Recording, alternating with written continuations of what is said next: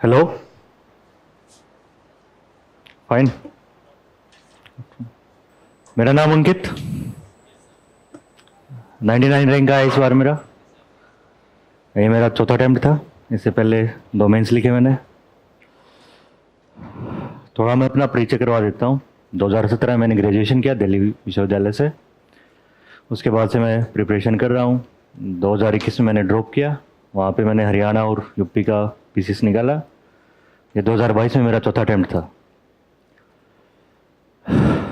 अभी प्री के बारे में बात करते हैं थोड़ा सा। किस किस ने प्री दिया इस बार? कैसा रहा? जीएसटी ने? आपका? ओके। पीछे भी दिया किसी ने? क्या रहा आपका? सी सेट। आपका? सी सेट। थोड़ा आगे आ जाइए।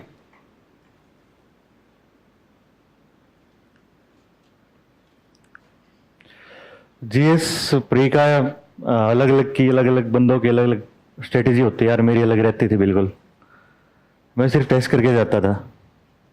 50 60 60 70 टेस्ट किए थे, करता था। 2 महीने पहले लग जाता था वही। उनको बार बार रिवाइज करता था मैं। और एक बार साल में एक बार स्टैटिक पढ़ लिया, बस आपके कंसेप्ट अच्छे से हो जाए तो बार बार स्टैटिक ज़्यादा पढ़ने की नीड नहीं है। तो मैं टेस्ट करता था। सीसेट का भी ऐसा ही था। सीसेट के मैं सिलेक्टिव टॉपिक करता था। 2020 में मेरा सीसेट की उससे प्री रुक गया था, तो फिर थोड़ा सा मैंने ज़्यादा ध्यान दिया उसके बाद। जीएस में आप पीटी के लिए जो मैं अपनी जर्नी बता रहा हूँ स्टार्टिंग से।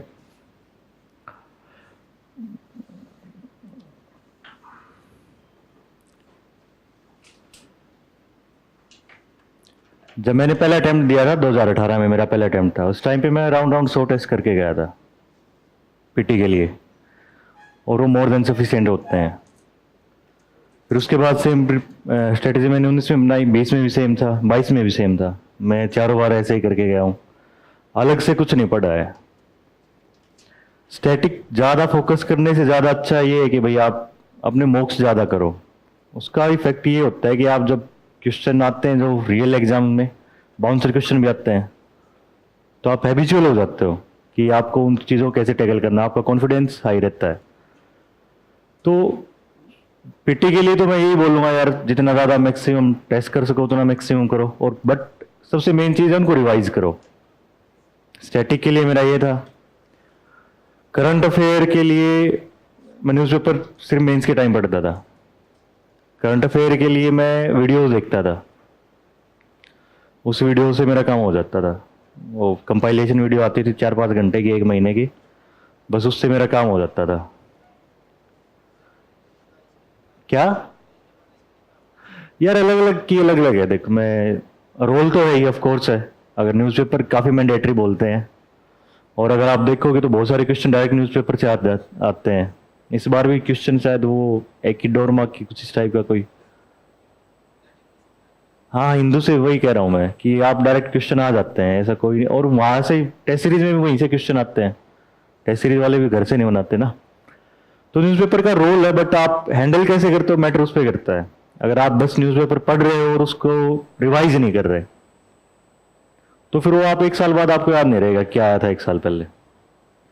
तो मेरा तो ये था कि मैं 2-2.5 महीने, सिर्फ 2.5 या 3 महीने पीटी को देता था। उससे ज़्यादा मैं टाइम कभी नहीं दिया। 8-9 महीने सिर्फ मेंस के लिए पढ़ता था। और जैसे जैसे पेपर डाइसी होता जा रहा है, तो मैं एक एडवाइस देना चाहूंगा यार, आप 8-9 महीने मेंस को पढ़ो। क्योंकि पीटी टोटली लक बेस्ड हो गया इस बार का। आपने पीटी देखा होगा कैसा था। तो कोई बोल रहा है कि मैंने पढ़े के 50 क्वेश्चन किए हैं, तो आई थिंक नहीं होंगे ऐसा। एक्सेप्शन अलग चीज है, बट ये एक रूल नहीं बन सकता। तो मेंस के आपकी, क्योंकि आपका सिलेक्शन करवाता हो मेंस करवाएगा। पीटी सिर्फ क्वालिफाइंग पेपर है। तो मेरा यही मानना है कि यार 8-9 महीने आप मेंस में अच्छे से दो, 3 महीने पीटी के लिए एनफ है। 3 महीने दो, अच्छे से रिवाइज करो, टेस्ट लगाओ, उनको रिवाइज करो। तो आई थिंक मेरे लिए तो वो स्ट्रेटेजी काम की है। अब इस बार तो मैंने अटेम्प्ट नहीं दिया, क्योंकि मैं 22 में यार 55-60 टेस्ट किए थे मैंने। हम्म। यार ऐसा कोई रूल नहीं है कि, और आप पे डिपेंड करता है आप कितना रिटेन कर पाओगे। अब मैंने दोस्त हैं जो इस बार टॉप 100 में आए, और जो जस्ट टेस्ट करके गए हैं, और बहुत सारे लोग हैं जो 100 के राउंड भी मारे, उन्होंने पूरे साल टेस्ट मारे हैं। तो आप पे डिपेंड करता है, आपको पता होगा कि आप कितना रिटेन कर पाओगे उस चीज को। तो 50 में तो 50-60 तक सफिशिएंट मानता हूँ, मेरे लिए मानता हूँ मैं, क्योंकि यार 2 महीने में आप इतने नहीं कर पाओगे, क्योंकि आपको रिवाइज भी करना होता है।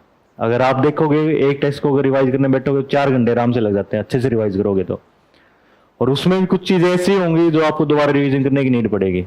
20-25 क्वेश्चन उसमें भी निकल जाते हैं, तो मतलब दोबारा रिवीजन का भी आपको टाइम देना पड़ेगा। तो आप 2-2.5 महीने, जो मेरे अकॉर्डिंग 2 महीने का मैं प्लान करता है, 50 टेस्ट ही कर पाता था मैं, और वो काफी होते थे, क्योंकि टेस्ट सीरीज का ये बेनिफिट भी है यार, कई बार क्वेश्चन डायरेक्ट भी आ जाते हैं।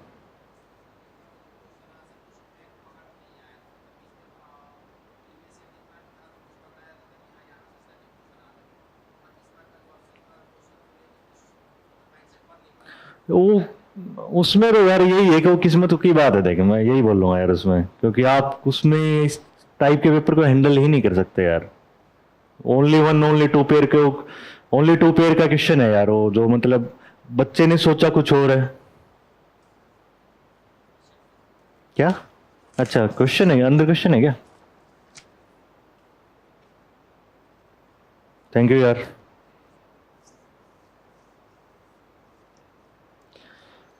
यू हिंदी मीडियम से हो जा रहे हैं यहाँ पे। ऐसे काफी डिसाइडिंग फैक्टर है भाई। ऐसे में अगर इस बार आप स्कोर देखोगे, 70-70 नंबर आ रखे हैं बच्चों के, और उनका एसए की उससे सिलेक्शन रुका है। मेरा 15 बंदों का ग्रुप था जो इंटरव्यू दिया था, इस बार हम सिर्फ 3 सिलेक्ट हुए हैं, और उनमें जो मोस्टली सिलेक्ट नहीं हुए उनमें से एसए का उनका स्कोर 80 और 90s के बीच में रहा है, और उनका 5-10 नंबर से वो बाहर हुए हैं। हिंदी मीडियम में आप यार इंग्लिश मीडियम से यहाँ पे एज ले सकते हो, एसए में ले सकते हो। मेरे दोस्त है, उनका अभी सिलेक्शन तो नहीं हुआ, बट उनका एसए मेरे से बढ़िया स्कोर है। वो हिंदी मीडियम से एसए आप अच्छे से करो, और एसए अच्छा होने के लिए आपको एथिक्स अच्छी होनी चाहिए आपके। अब जैसे डायरेक्ट एसए नहीं आ रहे, आप वो एग्रीकल्चर पे एसए नहीं पूछ रहे, वो मैं नहीं पा रहा हूँ, ऐसे ऐसे पूछ नहीं रहे, वो आपको एसए डिकोड करने में बहुत ज्यादा टाइम लग रहा है। तो उसका यार मैं तो ऐसे करता था, जो ऐसे आएगा उसको मैं सिलेबस के अकॉर्डिंग सोचता था, GS1 2 3 4 इसमें अलग अलग डायमेंशन में क्या कर सकता हूँ। और एक वो ट्रिक होती है कि मतलब डिफाइन कर दो पहले तो इंट्रोडक्शन में किस चीज़ पे ऐसे है, इसमें आप कोई पोएम बना सकते हो। और हिंदी में तो यार कविताएं इतनी है, बनाने की भी नीड नहीं पड़ेगी आपको, आप शायरी लिख सकते हो, शायरी से स्टार्ट कर सकते हो ऐसे को, एक एनेक्डोट कहानी बना सकते हो आप वहां बैठ के। हिंदी में थोड़ा आसान है। उसके बाद फिर उसको लिंक करते जाओ आप, ये तो होगा व्हाट हो गया, मतलब ऐसे है क्या। फिर उसको हाउ में आओ कि हम इसको अप्रोच कैसे करेंगे, ठीक है। फिर आगे उसकी डायमेंशन खोलते रहो यार। और कोई भी ऐसे है, मतलब जैसे कोई ऐसे का टॉपिक बता दो यार, मैं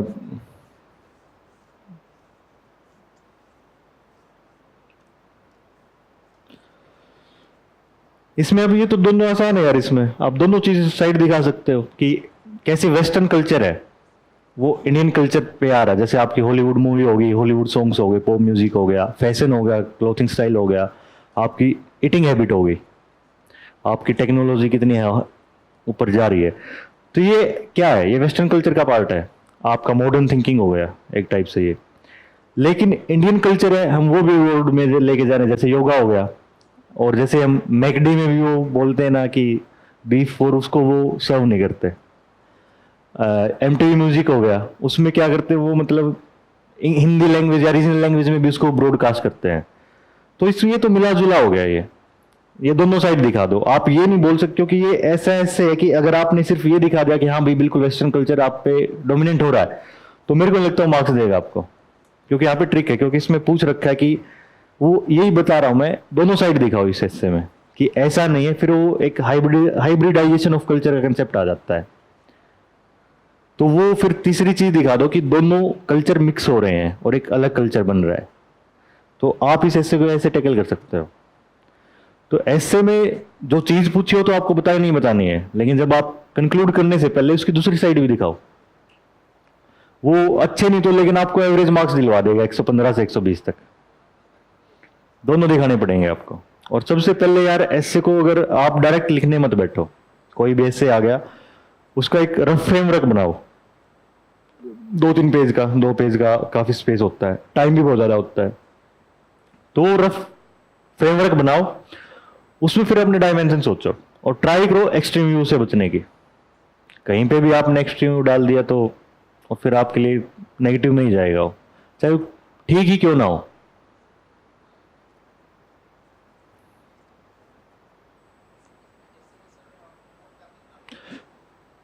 कोर्ट का रोल है यार, लेकिन इतना ज्यादा भी नहीं है कि आपने पूरा ऐसे में कोर्ट कोर्ट डाल रखे हैं, क्योंकि अगर आपने एक कोर्ट डाल दिया उसको आपको डिफाइन भी करना पड़ेगा। और ऐसे में फ्लो होना चाहिए कोट कोटेशन से ज्यादा, उसकी डायमेंशन वेरियस डायमेंशन होनी चाहिए। तो डाल सकते हो कोट, 4-5 कोट डाल दोगे अच्छा लगेगा, बट आपने एक ऐसे में ही आपने 20-25 डाल दिए तो और क्या पता सामने वाले जो चेकर आएगा आपको नहीं पता वो कौन है, और क्या पता उसने उस बंदे के बारे में जो आपने कोटेशन डाला है उसने उसके बारे में पढ़ रखा है, ना भी पढ़ रखा है, वो गूगल लेके सर्च नहीं करेगा उसके बारे में। तो ठीक है 4 बार डालो, लेकिन वो ये भी कॉमन पार्लेंस को, मतलब कॉमन आम बालचोल की बोलचाल की भाषा में होना चाहिए कि भाई उसने भी सुन रखा हो। सी सेट का यार मेरा 2020 में सी सेट की उससे पीटी रुक गया था, जीएस की उससे मेरा आज तक कोई पीटी नहीं रुका है, क्योंकि उस टाइम पे मैं वही कॉन्फिडेंट हो गया था कि भाई हो जाएगा। मेरा सी सेट रुक गया, उसके बाद मैंने 21 का अटेम्प्ट ड्रॉप किया, फिर मैं अदर स्टेट्स और एग्जाम्स में घुस गया था।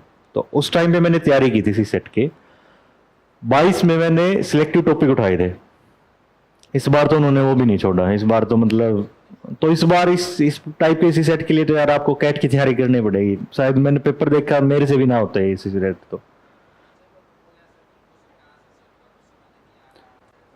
मेरा एक दोस्त है वाजीराम में, इसकी सी सेट की फैकल्टीज में है, उनकी 3 मेंबर की फैकल्टी ने 6 घंटे में इस बार का सी सेट सोल्व किया है। तो यार आपको पता नहीं क्या एक्सपेक्ट कर रहे हो, शायद अभी पेटिशन भी लगाई हुई है सुप्रीम कोर्ट में भी, 1-2 दिन में हियरिंग भी है शायद उसकी। तो सी सेट का तो भाई यही है, शायद नेक्स्ट ईयर वो ये बकवास ना करेंगे। सी सेट का तो मैं यही बोलूंगा कि आप सिलेक्टिव टॉपिक पढ़ो भाई, बट हाँ इसको ध्यान में रखो भाई, जितना आप जीएस को वेटेज दे रहे हो इसको भी उतना ही दो, क्योंकि इस बार अगर जीएस में 80 स्कोर आ रहा है जिसका 80+ है तो बिल्कुल सेफ है, अगर उसका सी सेट हो रहा है तो 80 से ज्यादा इस बार कट ऑफ नहीं जा रहेगा, 80 to 85 के बीच में कट ऑफ रहेगा। तो सी सेट की स्मार्ट तैयारी तो ये है भाई, अपने सिलेक्टिव टॉपिक उठा लो और देखते रहो, और रेगुलर प्रैक्टिस ही है भाई उसकी, तो अपने जो सीजीएल के लिए जो होती है आप बुकलेट उठा लो, जो टेस्ट सीरीज है उसको कर लो।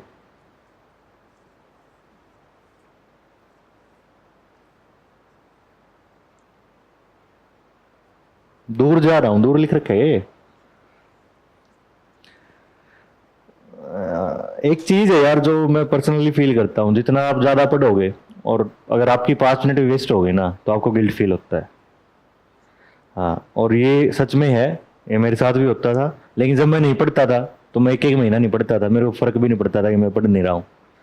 लेकिन जब मैं पढ़ रहा हूँ, जैसे मेंस के टाइम पे सबको अपना बेस्ट देना होता है, मैं 10 घंटे पढ़ रहा हूँ, लेकिन अगर 5 मिनट मैंने वैसे ही बैठ के बात कर ली यार दोस्तों के साथ, तो गिल्ट फील होता था कि 5 मिनट में मैं कुछ और कर सकता हूँ। 7-8 घंटे क्वालिटी पढ़ाई कर लो भाई, और पढ़ाई सिर्फ 6-7 घंटे आप प्रोसेस कर पाओगे, उससे पढ़ने से ज्यादा अपने थिंकिंग पे काम करो, सोचो। कोई भी चीज पढ़ लिया आपने, और न्यूज़पेपर है, न्यूज़पेपर पढ़ रहे हो ना सब, आपका जीएस 2 और 3 तो मोस्टली न्यूज़पेपर ही है, और एथिक्स के एग्जाम्पल्स।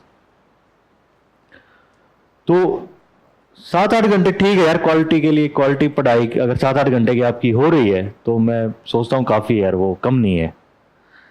बट उसके बाद आप टाइम वेस्ट मत करो, कुछ प्रोडक्टिव चीज में ही लगाओ। अगर आप अकेले बैठे पढ़ने का मन नहीं कर रहा तो सोचने पे लगा दो कि मैंने आज क्या पढ़ा है, उसको रिवाइज करते रहो। अगर पढ़ने का मन नहीं कर रहा, नई चीज कोई भी नया सब्जेक्ट पढ़ने का मन नहीं कर रहा, तो आप ये कर सकते हो। मैं ऐसे ही करता, जब पढ़ने का मन नहीं करता लेट यार, फिर मैं जैसे मेरा हिस्ट्री ऑप्शनल था तो हिस्टोरियंस को मैं मतलब मेरे माइंड में याद करता रहता था। तो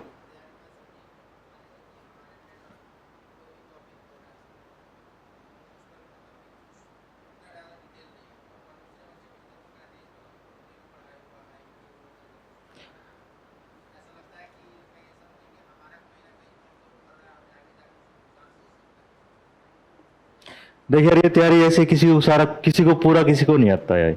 और आपका जो पेपर आएगा, जो आप नोट्स पढ़ते हो, वहां से कुछ नहीं आएगा। ये तो भूल जाओ कि हम नोट्स रट के चले गए और वहां पेपर आएगा, ऐसा कुछ भी नहीं है। नोट्स और जो क्लासेस आपकी अंडरस्टैंडिंग डेवलप करने के लिए होते हैं, आपका ओपिनियन बिल्डअप करने के लिए होती है। शायद लास्ट ईयर का पेपर देखा होगा, मेंस का पेपर देखा किसी ने? सोसाइटी में क्वेश्चन आ रखे हैं और सोशोलॉजिकल पर्सपेक्टिव से क्वेश्चन पूछ रखे हैं उन्होंने। अगर कोई जीएस वाला बंदा है, सिर्फ उसने सोसाइटी जीएस के पर्सपेक्टिव से पढ़ रखी है, वो उन क्वेश्चन को टैकल नहीं कर सकता अगर वो सिर्फ नोट्स पढ़ के गया है तो वो आपके ओपिनियन बिल्डअप करने के लिए होते हैं। क्लासेस हो गए, आप सिर्फ नोट्स पे फोकस मत करो कि नोट्स क्या सफिशियंट है। नोट्स 50 या 60% ही काम करते हैं। आप कितना सोच पाते हो ऑन द स्पॉट, आप कितना सोच पाते हो, कितना लिख पाते हो, मैटर वो करता है। मेरा 18-19 में बहुत घटिया स्कोर रहा था जीएस में, 350 के अराउंड ही रहते थे। क्योंकि मेरा उस टाइम पे ये था, पता नहीं किसी ने बोल दिया कि जो क्वेश्चन दिख जाए उसमें कोई वर्ड दिख जाए आप उस पर लिख दो। 436 है मेरा। हाँ 436 है। एसए में मेरे 111 है, जीएस 1 में 116, जीएस 2 में 128, जीएस 3 में कम है 80 मार्क्स, जीएस 4 में 112, ऑप्शन में 275 है मेरे। हिस्ट्री मेरा 822 मेंस का स्कोर है इस बार। तो यार जो मैं बोल रहा हूँ, जो कंटेंट, ये जो नोट्स हो गए या फिर ये चीज़ें, ये सिर्फ आपका 50 से 60% ही आपको कवर करते हैं भाई। वो आप सोचते कितने हो उस पर डिपेंड करता है। मेंस का जो मेन चीज है, आप क्वेश्चन को पहले एक बार अच्छे से पढ़ो यार। अगर आपने क्वेश्चन ही नहीं पढ़ा, आपने उसको समझा ही नहीं कि पूछ क्या रखा है, तो फिर आप आपके अकॉर्डिंग आप बहुत अच्छा लिख के आए होगे। जब मैं सोचता था कि मैं बहुत अच्छा लिख के आया हूँ और मेरे वही 350 340 नंबर आए, एक बार 338 थे, एक बार 350 55 इतने नंबर थे मेरे। क्योंकि मैं सोचता था मैं बहुत अच्छा लिखा है, क्वेश्चन पूरे लिख के आया हूँ। लेकिन बाद में पता लगा मेरे को यार कि जो ये पूछ रहे हैं वो तो मैं अटेम्प्ट ही नहीं कर रहा। तो आप, और अब तो जीएस में स्कोर लेना बहुत मुश्किल होगा, क्योंकि जैसे जैसे आप आगे जा रहे हो इवोल्यूशन हो रहा है एक टाइप से। तो आपको हर टाइम हर डे एक अलग वे में आपकी जो गलतियां हैं, फॉल्ट्स हैं, आपको वो ढूंढने हैं। तो आप डेली वो कर सकते हो यार इसमें कि एक बार पहले क्वेश्चन को अच्छे से पढ़ो यार, समझो कि पूछ क्या रखा, उसको डिवाइड करो क्वेश्चन को। जैसे 10 मार्कर है उसको 2 पार्ट्स में डिवाइड करो, 15 वाला उसको 3 में डिवाइड करो, ये मिनिमम है। उसके बाद आप एक्स्ट्रा क्या डालोगे उसमें, कोई गवर्नमेंट स्टेप्स हो गई, गवर्नमेंट की पॉलिसी हो गई, चैलेंजेस क्या है, फॉरवर्ड क्या है, फैक्ट कितने डालने हैं आपने अपना आंसर लिखा और सब्सटेंशिएट किया या नहीं किया, या सिर्फ आपने एक पॉइंट लिख दिया और छोड़ दिया, वो नहीं चलेगा। अब वो 3-4 साल पहले ठीक है, अगर आप 18 में 17 के टॉपर्स की कॉपी देखोगे जीएस की, आप आज वैसा लिख सकते हो, लिख रहे होगे बहुत सारे, लेकिन वो नंबर नहीं आएंगे बहुत ज्यादा। क्यों? कंपटीशन भी चेंज हो रहा है यार, हर दिन चेंज हो रहा है। और टाइम मैनेजमेंट तो देखिए यार, यही बोल रहा हूँ मैं, 7-8 घंटे काफी है भाई, बट वो 2-3 घंटे आप सोचने पे दे सकते हो, वो बेनिफिशियल रहेगा, आपके लिए बेनिफिशियल रहेगा। क्या यार, पर डे अपने आप इंटरनल मोटिवेशन होना चाहिए। आप कोई वीडियो देख के मोटिवेट नहीं हो सकते यार, वो सिर्फ आधे घंटे के लिए होगा। जब तक अंदर से नहीं आएगी तो यार वो नहीं होगा। तो कंटिन्यूटी ये है यार, अपने अंदर जो आपने मतलब जो लाइफ का स्ट्रगल है, अपनी फैमिली को देखो। जब लगे कि भाई मेरा पढ़ने का मन नहीं कर रहा, एक बार वो सोच लो, अपने पेरेंट्स की इमेज बना लो, भाई बहन है, तो कंटिन्यूटी का तो यही है भाई, इंटरनल मोटिवेशन है, एक्सटर्नल कुछ नहीं है। आप ढेर सारी वीडियो देख लो यार, उसका आधा घंटा 1 घंटे तक इफेक्ट रहेगा। कंटिन्यूटी के लिए यार वही है कि वो बोलते हैं कि अंदर जुनून, आग होनी चाहिए। अब मैं मेरा पर्सनल एक्सपीरियंस शेयर कर रहा हूँ। इस बार मेंस मेरा था, तो लगातार में 4 दिन नींद नहीं आई थी मेरे को मेंस के टाइम पे। तो लास्ट में तो बिल्कुल मेरे को प्रिस्क्रिप्शन करके नींद की गोली लेके सोया था मैं, वो भी सिर्फ 3-4 घंटे के लिए।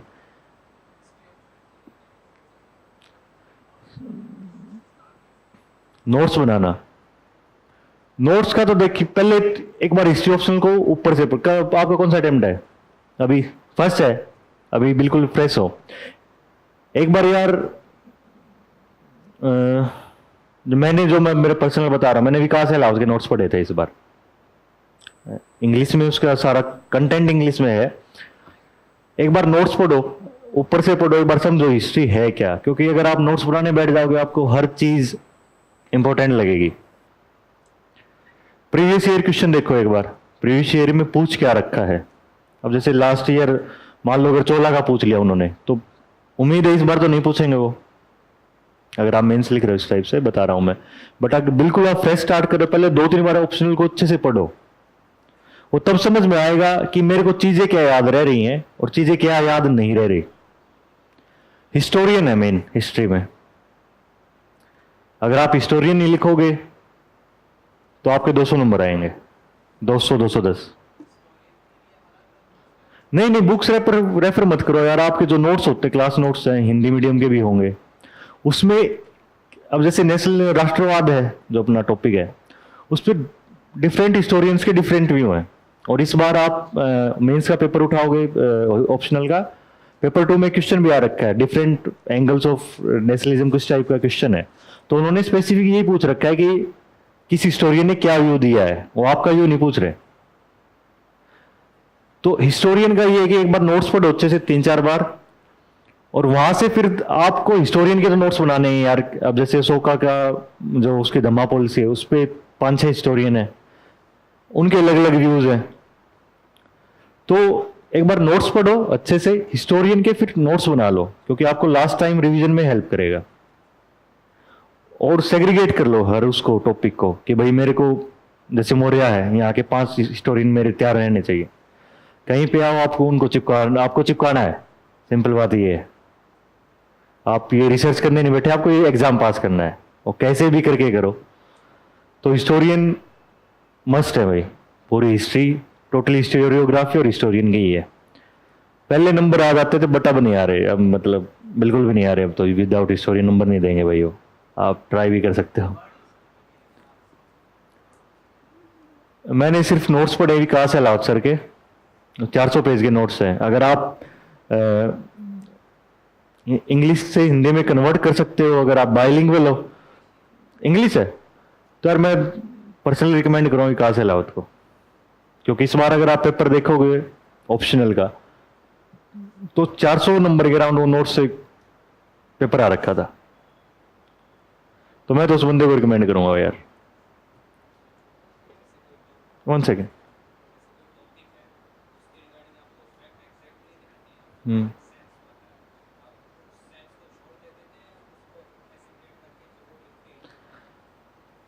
फैक्ट किसी को याद नहीं होते सारे, अराउंड लिख दो आप, उसके आगे जो साइन बनाते हैं ना वैसे, अराउंड दिस। बट वो इतना दूर का भी नहीं होना चाहिए यार कि अगर है 2% वो ग्रोथ रेट, आप 10% लिख रहे हो, तो थोड़ा बहुत पास का होना चाहिए। क्योंकि अगर आप बिल्कुल ब्लफ करोगे, ब्लफ हर कोई ब्लफ करता है फैक्ट में, तो थोड़ा बहुत चल जाता है। और सब्सटेंशिएट वही कह रहा हूं, आपने कोई पॉइंट है जो आप लिखना चाह रहे हो, अगर उसके पीछे कोई ऑथेंटिक सोर्स या वो नहीं दोगे तो रियल नहीं लगेगा उसको। ठीक है यार, वो एक नॉर्मल उसमें लेके जाएगा वो। तो आप उसके लिए फैक्चुअल चीज या कोई एग्जाम्पल हो गया, या फिर कोई कमीशन है, कोई रिपोर्ट है, या फिर कोई इंटरनेशनल ऑर्गेनाइजेशन, आप उसको कोट कर सकते हो, तो उसको आप लिख सकते हो। बट ये गलत मत लिखो। अगर आपको बिल्कुल ही आइडिया नहीं है तो मैं ये सजेस्ट करूंगा कि आप उसको लिखो मत यार, सेंस लिख के छोड़ दो। आप सेंस तो लिखना ही लिखना है, बट वो फैक्ट जो आप पूछ रहे थे उसको मत लिखो, अगर आपको बिल्कुल ही आइडिया नहीं है कि भाई ये कहां पे क्या कितना है।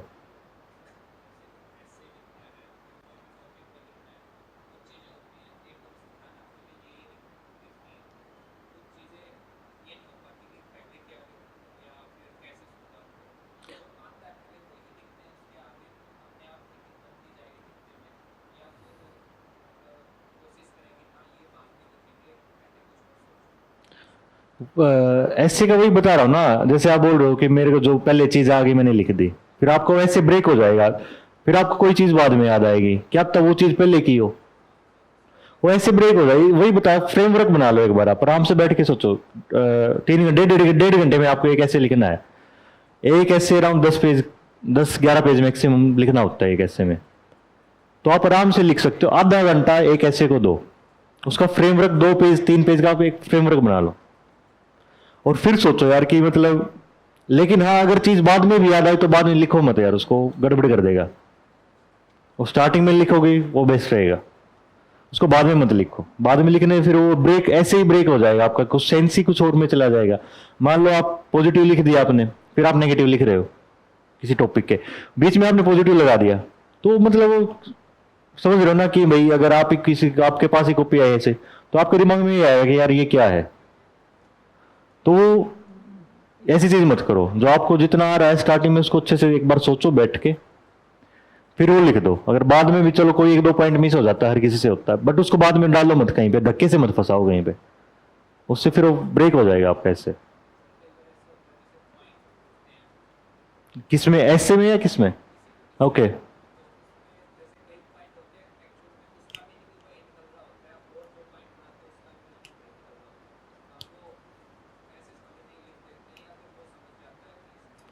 नहीं वो तो समझ ही जाएगा यार, अब वुमेन एम्पावरमेंट पे सेम चीज 4 बार घुमा के लिखोगे आप, पॉइंट उसको एक ही कंसिडर करेगा वो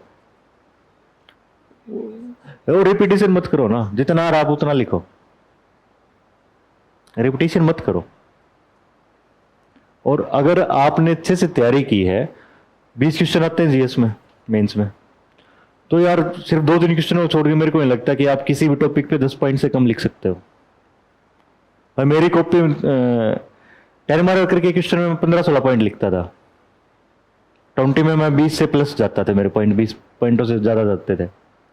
तो ऐसा कोई टॉपिक नहीं यार जिस पे आप 10 पॉइंट नहीं लिख पाओगे। अगर एक पॉइंट को ही आप 4 वे में लिख रहे हो तो थोड़ा सा अच्छा नहीं लगेगा यार।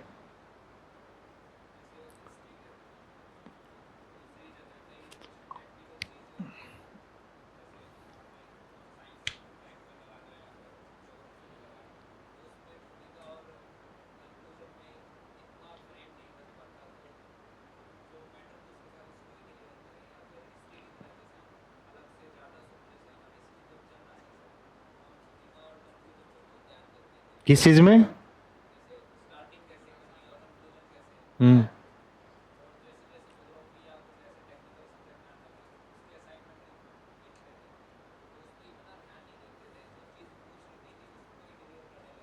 हम्म।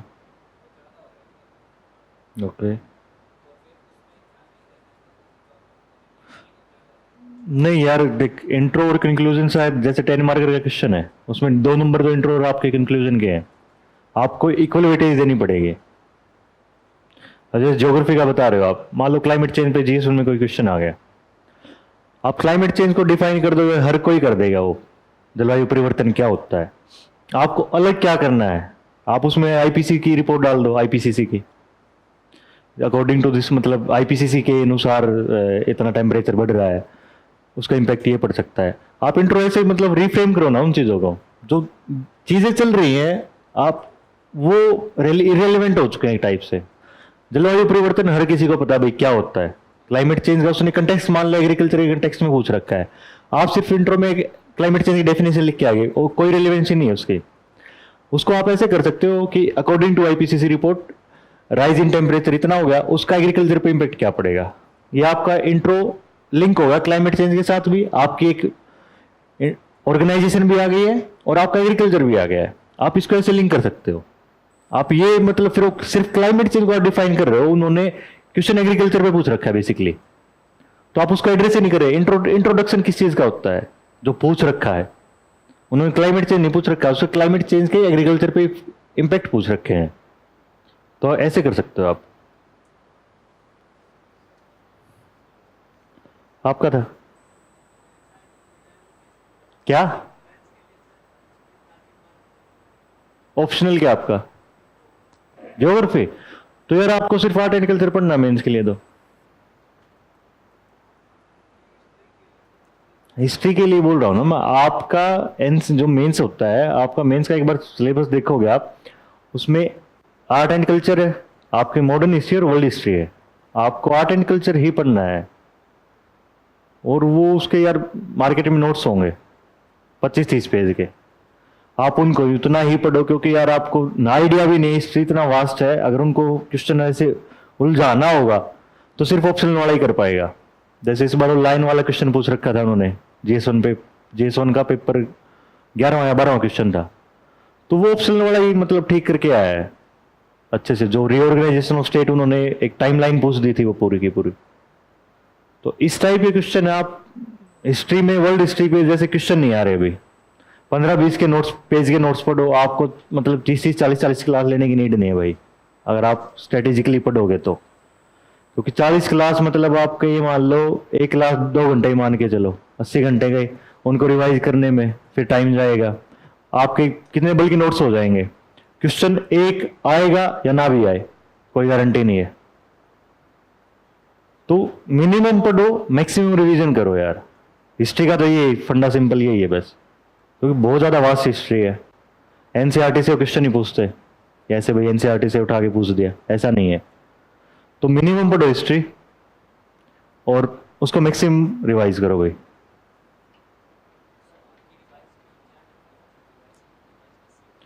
रिवाइज का यार मेरा ये था कि मैंने मतलब जो बता रहा हूं मैं, जो मैंने इस बार अप्लाई किया था, एक बार मैंने स्टैटिक पढ़ लिया पूरा मेंस के लिए, सारा एक बार स्टैटिक पढ़ लिया। फिर मैंने विजन की टेस्ट सीरीज की प्रीवियस 2 ईयर की टेस्ट सीरीज उठाई है, एक मैंने शंकर की मेरी खुद की टेस्ट सीरीज मैंने लगा रखी है, ये 3 टेस्ट सीरीज हो गई। विजन के थे शायद 20-20 25-25 टेस्ट थे, 50 टेस्ट विजन के हो गए और 12 टेस्ट शंकर के हो गए। सिर्फ मैंने यही पढ़े फिर 4 महीने, यहीं से मैंने अपना सारा स्टैटिक यहीं से पढ़ा है। इसमें कोई चीज लगी मेरे को ठीक काम की तो मैंने उसको नोट डाउन कर लिया, 2 बार पढ़ के ये 60 टेस्ट के राउंड पढ़ लिया 2 बार। फिर इसमें जो मेरे को काम की चीज लगी मैंने उसको नोट डाउन कर लिया, और 40-50 पेज का मेरा सारा जीएस कवर हो गया था। जब पेपर होता था पहले मैं उनको बस वो रिवाइज करके चला जाता था। रिवीजन आपका देखो मैक्सिमम होना चाहिए, लेकिन आपके सोर्स मिनिमम होने चाहिए। जितने कम सोर्स होंगे उतना आप ज्यादा मैक्सिमम रिवाइज कर पाओगे। सोर्स वाइड कर दो, रिवाइज नहीं कर पाओगे, आपको याद नहीं रहेगा।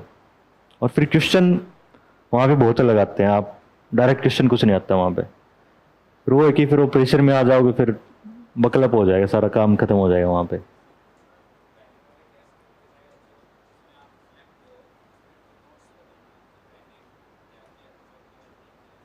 अब की बार नहीं किया। डो नोट मेक तो यही है भाई कि क्वेश्चन को सिर्फ क्वेश्चन पढ़ते ही आंसर मत लिखो उस पर, एक बार क्वेश्चन के एसेंस समझो, इस क्वेश्चन में पूछ क्या रखा है। दूसरा मैंने काम किया, मेरी जो राइटिंग का वो जो स्ट्रक्चर था आंसर की फॉर्मेशन का, वो मेरा बहुत अलग हो गया था। मैंने सिर्फ एक किसी टोपरी की कॉपी ले ली थी, मैंने उसका पैटर्न फॉलो किया और एग्जैक्ट पैटर्न में वहां पे उतार के आया हूँ। पहले मैं मतलब ठीक है यार आंसर स्टार्ट कर दिया, पैराग्राफ में इतने इतने बड़े बड़े पैरा लिख रहा हूँ, उसका कोई सेंस नहीं था उन आंसरों का, ना कहीं हेडिंग डाल रहा हूँ ना सब हेडिंग डाल रहा हूँ।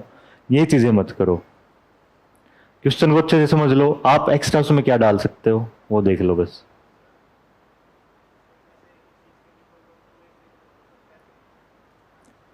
ये मेंटल यार आपको खुद बनाना पड़ेगा कि मेरे को लिखना है बैठ के, कोई नहीं आएगा वहां पे। वो आपकी प्रैक्टिस डिपेंड करती है ना, आप कितना लिख के, यहाँ पे जितना आप ज्यादा लिख के जाओगे वहां पे आपको इश्यू नहीं होगा।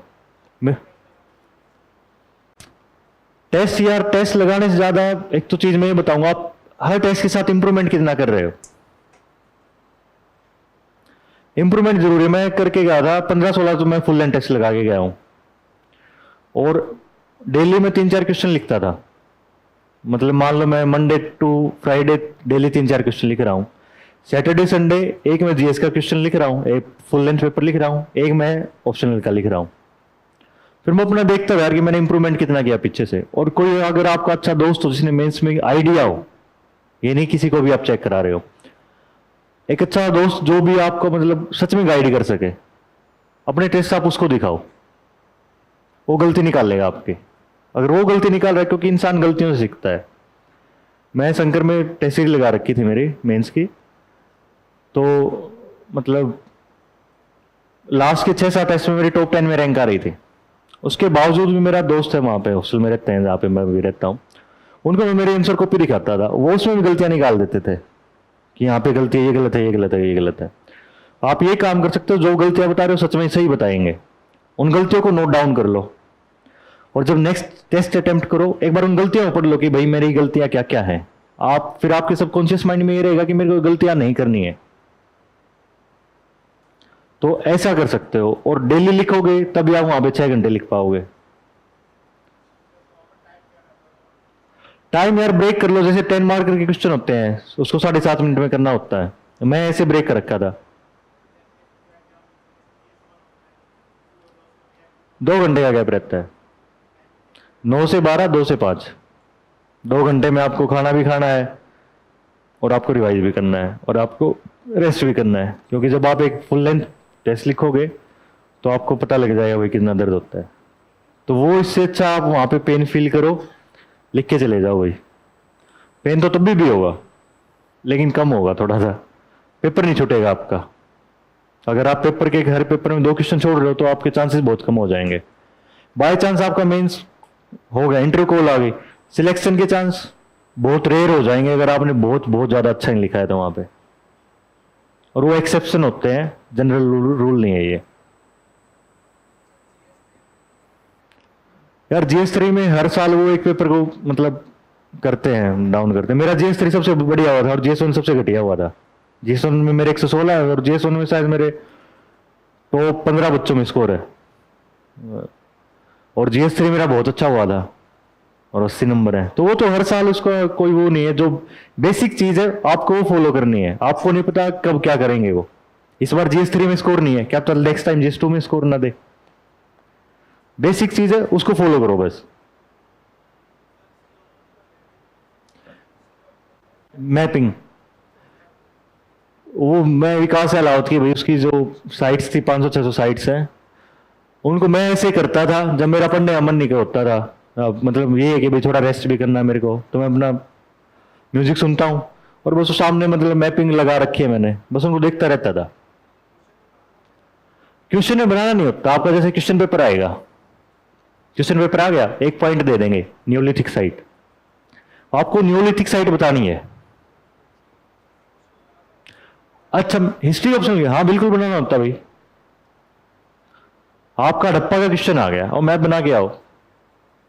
जितनी ज्यादा यार मेरे पहले 2 टाइम में यही गलती रही थी, मैंने हिस्ट्री में ना कोई मैप बनाया था ना कोई हिस्टोरियन मेंशन किया था और मेरा स्कोर बकवास था।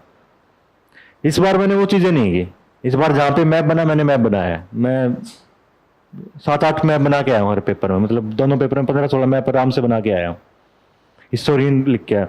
मैप जहां पे आप बना सकते हो आपको बनाना ही बनाना है, क्योंकि आपका एक तो जैसे 4 पेज आते हैं, जैसे 20-20-10 का अलग अलग स्कीम मार्क्स की स्कीम होती है, 4 पेज का आपके पास कंटेंट नहीं होगा, आप मैप से ही भरोगे उनको। मैप से क्या होता है, एक तो आपका स्पेस भर गया सारा, एक आपने एक्स्ट्रा चीज डाल ली यार कि बंदे ने प्रेजेंट भी किया अच्छे से, इसको आइडिया भी है कि चीज क्या है, तो मैप तो बनाना जरूरी है। अगर किसी क्वेश्चन में बन रहा है तो बनाओ भाई उसको। क्या क्वेश्चन टू क्वेश्चन डिपेंड करता है यार, अगर क्वेश्चन में पूछ ही नहीं रखा, मान लो सिंपल क्वेश्चन पूछ रखा है, कुछ भी करना हो तो यार, अब डिबेट ही पूछ ली उन्होंने, पूरी क्वेश्चन में ही पूरा डिबेट पूछ दिया, तो आप उसमें 5-6 हिस्टोरियन आपको डालने पड़ेंगे।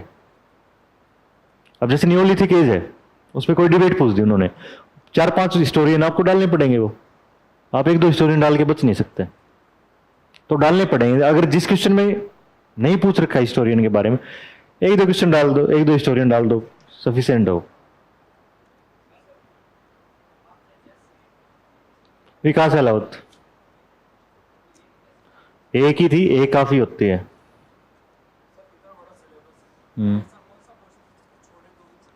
आज के टाइम में आप कुछ नहीं छोड़ सकते, सिंपल है भाई। मैक्सिमम रिवीजन, मिनिमम सोर्सेज, आपको अपने आप कॉन्फिडेंस आ जाए, टेस्ट लिखो। आपको नहीं नहीं नहीं वो करना नहीं है ना, दिक्कत ये है। आप मार्केट में जाओगे, 1000 इंस्टीट्यूट हैं यार, उनके 1000 नोट्स हैं। मान लो एक इंस्टीट्यूट में थोड़ी सी 2 पेज एक्स्ट्रा लिख दिए, अगर आप पूरा उसको पढ़ने बैठोगे तो यार काम नहीं बनेगा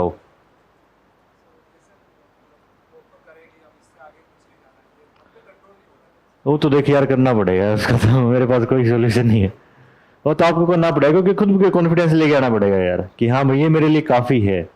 पेपर उठा के एक बार जीएस के मेंस के पेपर उठा के देखो आप, वो नोट से पेपर नहीं आ रहे, आप अच्छा 10 कोचिंग वालों के नोट्स पढ़ के चले जाओ, बस नोट्स 50% ही काम करेगा आपकी, फिर वो थिंकिंग काम करेगी, आप कैसा सोचते हो। और नोट्स से आप वो मतलब नोट्स के भी नोट्स बनाते रहो, उसका कोई ज्यादा बेनिफिट नहीं रहेगा। जो काम की चीज है बस उतना ही लिखो आप।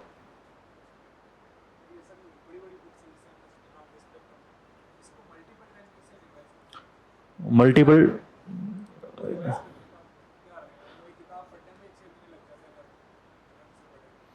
6 तो नहीं लगते यार, 3-4 दिन में हो जाती है लक्ष्मीकांत, ग्रुप में बिल्कुल हो जाती है यार।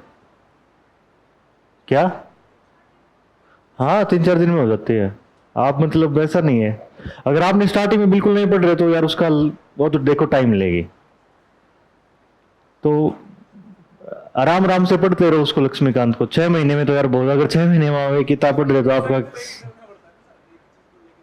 तो एक साथ फिर आप ज्यादा चीजें मत लेके चलो ना, एक साथ आप 2 चीजें लेके चलो। मान लो आपको दो मतलब सिलेबस जल्दी करना है, अपना टाइम डिवाइड ही कर लो यार कि मेरे को इतना टाइम न्यूज़पेपर पढ़ना है, इतना टाइम ये सब्जेक्ट पढ़ना है, इतना टाइम ये सब्जेक्ट पढ़ना है। उससे क्या रहेगा यार, आप कनेक्ट में भी रहोगे, आप बोर भी नहीं होगे एक सब्जेक्ट से, और आपका मतलब जल्दी जल्दी खत्म होगी वो चीजें। आप 10 चीजें एक साथ लेके चल रहे हो, वो फिर 10 चीजें आपको लगेगा ही मेरे को 6 महीने में खत्म होगी, तो मत करो ना वो चीजें। मैं तो ऐसे करता था, सिंपल है, ज्योग्राफी की सिर्फ एनसीईआरटी पढ़ ली मैंने, उसके अलावा कुछ नहीं पढ़ा मैंने। हिस्ट्री मेरा ऑप्शनल है तो हिस्ट्री की मैंने एनसीईआरटी भी नहीं पढ़ी। पॉलिटिकली लक्ष्मीकांत पढ़ी मैंने। इकोनॉमिक्स के लिए वो जो माइक्रो इकोनॉमी वाली सिर्फ एनसीईआरटी एक, और क्लास नोट्स थे, काफी है वो। ये सोर्स है, इन्हीं को मैंने बार बार रिवाइज किया है। अब मार्केट में रमेश सिंह भी इंडियन इकोनॉमी बुक है, बच्चे पढ़ते हैं, मैंने नहीं पढ़ा भाई, कभी नहीं पढ़ा वो। जीसी लियोंग है, बुक सारी रखी है मेरे पास, क्योंकि स्टार्टिंग में मैं आया था, मेरे को भी मतलब एक लिस्ट दे दी थी कि ये बुक लेके आनी है, लेकिन वो काम की नहीं है यार। एनसीईआरटी से अच्छा कुछ भी सोर्स नहीं है आपका, कुछ भी नहीं है।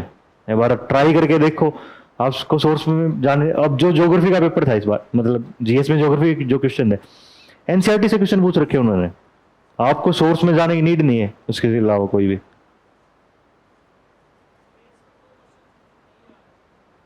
उसको सबसे लास्ट में करो, नहीं आ रहा छोड़ने का कोई सोल्यूशन नहीं है, छोड़ो मत, लास्ट में करो, जितना आ रहा है उसको लिख दो। को वही है फिर जो मैं बता रहा हूं, जैसे कोई क्वेश्चन आ रहा है आपको नहीं पता उसमें, लेकिन 1-2 वर्ड का तो आइडिया हुआ है क्या पूछ रखा है, उस वर्ड पे लिख दो, आगे पीछे कैसे। हाँ लास्ट में ही कह रहा हूं ना मैं, क्योंकि सबसे लास्ट में करने चाहिए ऐसे क्वेश्चन, क्योंकि उसका एक बेनिफिट ये रहता है, अगर आप वो क्वेश्चन लास्ट में करोगे ना तो आपके जो आपको बहुत अच्छे क्वेश्चन आते हैं ना, उसकी क्वालिटी पे इफेक्ट नहीं पड़ेगा। अगर आपने वो क्वेश्चन नहीं आ रहा, आप बीच में क्वेश्चन आ गया, मान लो 11वां क्वेश्चन आ गया जीएस में, आप उसको बैठ के सोच रहे हो 15 मिनट 10 मिनट दे दिया आपने, और आपने पेज लिखा है, फायदा क्या उस चीज का। वो क्वेश्चन होते 2 मिनट के, चाहे 15 का हो चाहे 10 का हो, वो लास्ट में लिखो। अगर बिल्कुल ही नहीं आ रहा है, जो आपको वर्ड है उस पर लिख दो, आधा नंबर 1 नंबर दे देगा वो क्वेश्चन आपके मतलब मार्क्स, मतलब जो होते हैं ना कि आपका स्कोर क्या रहेगा, वो क्वेश्चन डिफाइन नहीं करते। आपको डिफाइन जो स्कोर करता है आपका स्कोर, जो आसान क्वेश्चन है उसमें आपने कितनी क्वालिटी के साथ औरों से अच्छा लिखा है, मैटर वो करेगा। अगर प्राइमरी रोक वाला क्वेश्चन था इस बार जीएस 1 में, मेरे को नहीं पता था क्या है, मतलब मैं भूल गया था वहां पे, मतलब बिल्कुल लास्ट में गया था मैंने, वो सिर्फ वही क्वेश्चन वो था, और एक सेक्ट वो क्वेश्चन था जो आसान क्वेश्चन था मेरे अकॉर्डिंग, जो मेरे से नहीं हुआ, लेकिन उससे मुश्किल सोसाइटी के क्वेश्चन थे, वो सबके लिए बराबर हैं, उनमें आप उन क्वेश्चंस के साथ आप कुछ नहीं कर सकते, उनको सबसे लास्ट में करो भाई। और मेरा वो क्वेश्चन भी इसलिए गलती हुआ क्योंकि मैंने उस लास्ट में किया था प्राइमरी रॉक्स वाला, जो हो सकता था मेरे से, बट मैं सोसाइटी वाले क्वेश्चन में घुस गया और उसने ज्यादा टाइम ले लिया मेरा, तो फिर उसकी क्वालिटी वहां पे कॉम्प्रोमाइज हो गई। तो ये मत करो, जो नहीं आ रहा उसको लास्ट में करो, सिर्फ 2 मिनट दो उस क्वेश्चन को। क्या? हाँ, वो ऑर्डर फिक्स होता है वन।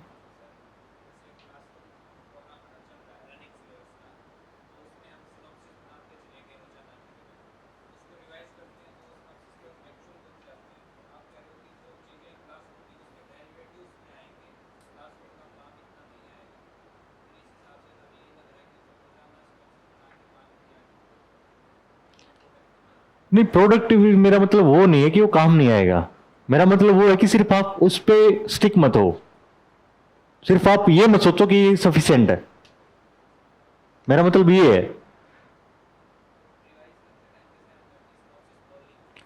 रिवाइज, हाँ रिवाइज करो उसको। हाँ सोच सकते हो, वही तो कह रहा हूं ना मैं। आपका वो लिमिट नहीं है यार ये। अगर आप यूपीएससी का सिलेबस करने लग जाओगे, आपकी पूरी उम्र निकल जाएगी, आप नहीं कर पाओगे। ये सिर्फ आपका आधा काम करेगा, आधा काम आपकी थिंकिंग करेगी, आप कितना सोच पाओगे प्रेशर सिचुएशन में। और वो तभी आएगी जब आप बैठ के सोचोगे चीजों को। आप हम रट्टा मार के चले गए नोट्स का। और आप देख लो यार, मैं खुद झूठ नहीं बोल रहा, आप देखोगे सोसाइटी के नोट्स देखना और सोसाइटी का क्वेश्चन देखना क्या पूछ रखे उन्होंने। नोट्स में आपने बहुत अच्छे तैयार कर दिए, बहुत अच्छा लिख दिया, टेस्ट में बहुत अच्छा लिख दिया, नंबर भी आ गए आपके टेस्ट में, वहां पे नहीं आएंगे क्योंकि हमने वैसे सोचा ही नहीं होगा उन चीजों के बारे में। सेक्ट का ज्योग्राफी के साथ क्या रिलेशन है, सेक्ट का कास्ट के साथ क्या रिलेशन, वो आपके नोट्स में नहीं मिलेगा। वो आपको सारी चीजें इंटरलिंक करनी पड़ेंगी। वही कह रहा हूं, ये आधा काम करेगा, आधा आप माइंड काम करेगा, आप कितना सोच पाओगे चीजों को।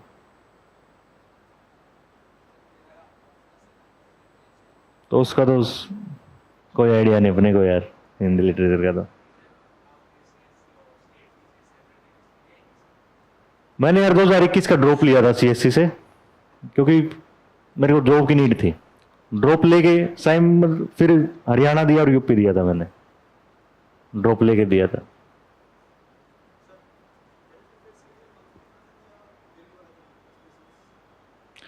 प्री के लिए मैं यार डेली वीडियो देखता था, डेली वीडियो नहीं देखता था, लास्ट के 2 महीने में जो वीडियो देखनी है मेरे को वो देखता था पीटी के लिए।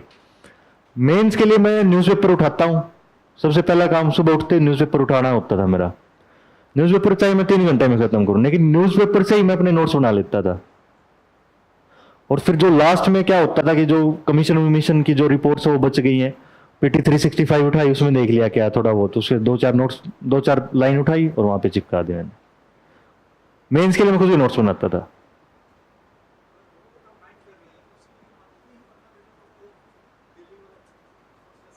वो आपके टाइम पे देख लो यार, टाइम कितना आपके पास, अगर आपके पास टाइम है तो दोनों पढ़ लो, बेटर है।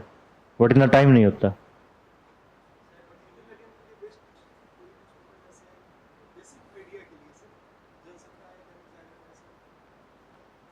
यार। हिंदी मीडियम के लिए तो बिल्कुल भी, मतलब इंग्लिश का बिल्कुल भी हाथ टाइट है क्या? हिंदी के लिए यार देख, मैंने कभी पढ़ा नहीं ना, मैं मतलब किसी ऐसे बंदे को जानता कि भाई जिसने जनसत्ता पढ़ा, और वो मैं तो हिंदू द हिंदू पढ़ता था स्टार्टिंग में, जब मैंने हिंदी मीडियम से मैं गया तब भी हिंदू ही पढ़ता था मैं। तो इसका जनसत्ता ही मेरे ख्याल में बताते हैं कि सबसे अभी तक सबसे अच्छा जनसत्ता ही चल रहा है। तो आप जनसत्ता ट्राई कर सकते हो। 2018-19 का मेंस मैंने हिंदी मीडियम से ही दिया था। रीजन यार 3-4 रीजन, एक तो मेरा मतलब कंटेंट का इशू था, कंटेंट उस टाइम पे इतना ठीक नहीं था, एक रीजन ये था। दूसरा, जब आप आंसर लिखोगे तो आपको फील होगा इंग्लिश और हिंदी में लिखने में, आपको इंग्लिश में लिखना आसान पड़ेगा। ग्रामेटिकल उसका कोई फर्क नहीं पड़ता यार, उसका कोई फर्क नहीं पड़ता। ना ना ना ना यार, जीएस में नहीं है, आपके ऑप्शनल का तो अब आपको आइडिया होना चाहिए। देखो, नहीं नॉर्मल का कोई इशू नहीं है, नॉर्मल तो यार जो बेसिक वर्ड्स हैं आपके वो तो होने चाहिए।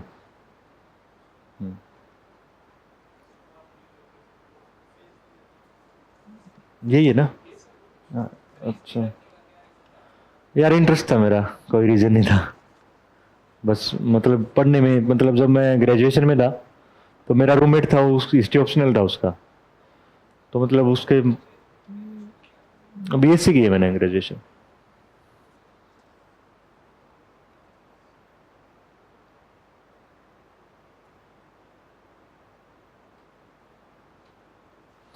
बुक लिस्ट का तो देख मैंने बता दिया है।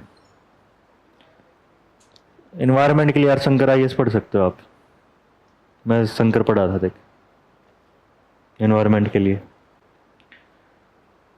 और चीज़ें मैंने बताई दी हैं जो जो भी हैं, जो मतलब मैंने खुद पढ़ी है। एनसीईआरटी का उससे बाहर कुछ नहीं है। एनसीईआरटी आपकी अच्छी होनी चाहिए, क्योंकि आप 2021 का भी शायद पेपर देखोगे तो बहुत सारे क्वेश्चन एनसीईआरटी से डायरेक्ट, मतलब साइड में जो बॉक्स बने होते हैं वहां से भी क्वेश्चन उठा के पूछ रखे हैं उन्होंने। एनसीईआरटी अच्छे से करो भाई, ऑप्शनल साथ के साथ रखो।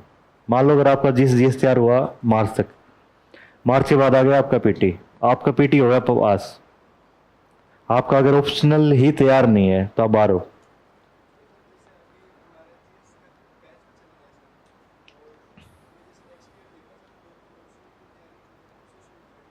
साथ ही साथ करो यार, चाहे उसको 2 घंटे दो, साथ ही साथ पढ़ो भाई। ऑप्शनल को पीछे मत छोड़ो उसको, बाद में फिर वो लेथार्जी का आ जाएगा, फिर सोचेंगे जीएसई पढ़ लें। तो मैं तो देख साथ के साथ ही एडवाइस करूंगा।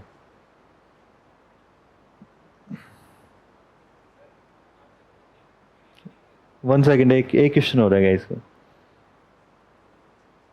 आंसर का स्ट्रक्चर इंट्रो हो गया आपका, जो मैंने स्ट्रक्चर बनाया था मेरे आंसर का। इंट्रो इंट्रो थोड़ा सा अलग था मेरा, जैसे मैंने अभी क्लाइमेट चेंज का एग्जांपल देके समझाया, वैसा इंट्रो था मेरा। इंट्रो के बाद कहीं पे मैं डायग्राम बना देता था, कहीं पे उस टॉपिक के रिलेटेड फैक्ट्स याद थे, फैक्ट याद कर रखे थे मैंने, और फैक्ट डाल देता था। उसके बाद फिर क्वेश्चन को 2 पार्ट में ब्रेक कर लिया। 10 मार्क के 2 पार्ट हो गए, 15 के 3 पार्ट हो गए। 2 पार्ट में ब्रेक किया, 4.1 के लिखे, 4.2 के लिखे। फिर थर्ड में मैं खुद लिखता था वे फॉरवर्ड क्या है, या फिर गवर्नमेंट ने इसके लिए क्या स्टेप लिया है, या फिर अगर सॉल्यूशन पूछ रखे तो मैं चैलेंजेस क्या हैं ये लिखता था, और फिर उसको कंक्लूड करता था। क्वेश्चन बताओ कोई मेरे को, थोड़ा सा सोच के।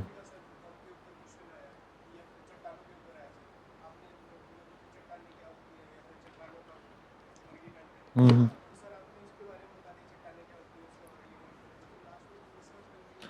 निष्कर्ष यार उसका ये लिख सकते हो कि मतलब जो फॉर्मेशन हो रही है उसका एक रिवॉल्यूशन दिखा सकते हो यार, कंक्लूड कर सकते हो उसमें। करंट से तो यार अब चट्टानों का तो क्या रोल हो सकता है, करंट के साथ तो मेरे को ऐसा कोई लगता नहीं। अब जैसे भूकंप का बता सकता हूँ मैं। भूकंप आ गया, मतलब रिसेंट में कोई इशू हुआ होगा भूकंप का, स्टार्टिंग वहां से कर दे।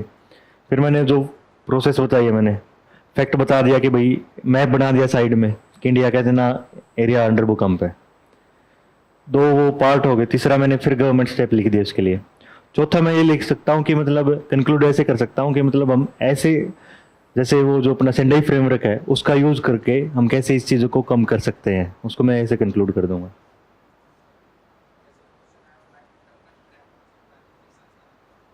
तो इसमें कंक्लूड है, ये कोई नॉर्मल क्वेश्चन है, इनमें कोई अगर आप नॉर्मल लाइन भी लिख के आ जाओगे कि मतलब कैसे फिर उसको नेचुरल रिसोर्सेज को इकोनॉमी के इंपॉर्टेंस के साथ दिखा सकते हो कि वो कितने मतलब इकोनॉमी के लिए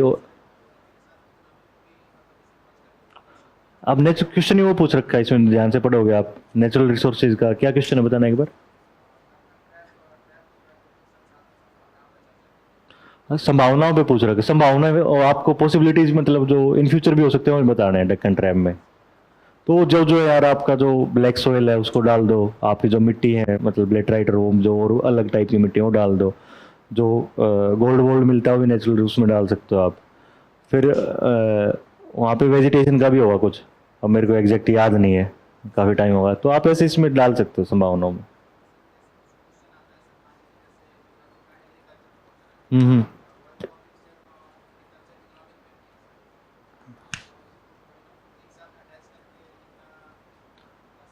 हाँ, अगर दोनों में क्वेश्चन में दोनों पूछ रखे दोनों के साथ ही लिख दो, कोई इशू नहीं है उसको। बट स्ट्रक्चर में अलग अलग लिखो, जो बॉडी होती है उसमें अलग अलग लिखो, कंक्लूड दोनों को एक साथ कर दो। क्या कर रहे थे आप।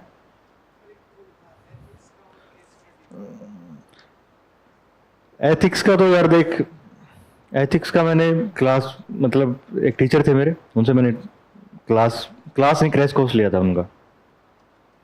फिर एथिक्स का मैं जो मुदित जैन की जो बुक है, आईपीएस है वो भी, उसके जो पास्ट ईयर के जो उसने पेपर सोल्व कर रखे हैं मैंने वहां से फॉर्मेट देखा था कि भाई इसने कैसे सोल्व कर रखा है। और दिल्ली के जो न्यूज़पेपर में मैं उस एग्जाम्पल आते हैं, आप देखोगे तो अगर ध्यान से सोचोगे ना तो आपको पता लग जाएगा कि ये एग्जाम्पल एथिक्स से कहाँ रिलेट हो सकता है। तो मैं एग्जाम्पल वहां से उठाता था, एग्जाम्पल थोड़े अलग लिख रखता था मैं अपने। और केस स्टडी के लिए तो वही उसको ब्रेक ही करना पड़ेगा आपको, उसको मैक्सिमम जितना उसको ज़्यादा ब्रेक करते रहोगे उतना आपके लिए अच्छा रहेगा। आपको स्टेक होल्डर, हर स्टेक होल्डर को आपको लेके आना है।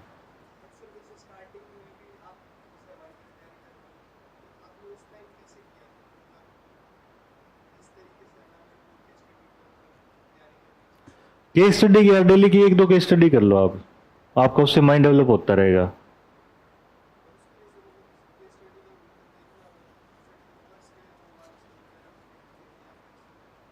टॉपर के आप रेफर कर सकते हो यार, को उसमें कोई बुराई नहीं है, टॉपर को देख सकते हो कि उसने कैसे मतलब केस स्टडी को सोल्व किया है, उसकी स्ट्रक्चर क्या रही है, वो आपके लिए बेनिफिशियल ही रहेगी। क्योंकि उसने अगर मतलब टॉपर है तो अच्छा स्कोर है, तो आपका भी कहीं ना कहीं उसके आसपास स्कोर अगर आपने अच्छे से फॉलो किया उसको और आपकी कमांड अच्छी होगी सब्जेक्ट पे तो हो जाएगा, कोई इतना बड़ा इशू नहीं है।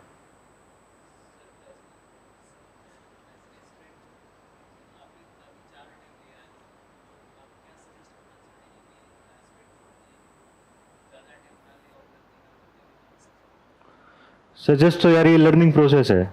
अब जैसे अब आप ये सोच रहे हो कि मैं सिर्फ एक अटेम्प्ट में करके चला जाऊंगा, दो अटेम्प्ट में करके जाऊंगा, थोड़ा सा अनरियलिस्टिक है।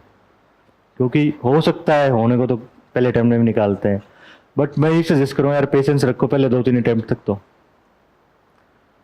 उसके बाद अगर आपका तीन अटेम्प्ट में नहीं हो रहा फिर आप प्लान बी की साइड जा सकते हो, जो मैंने किया मेरे केस में।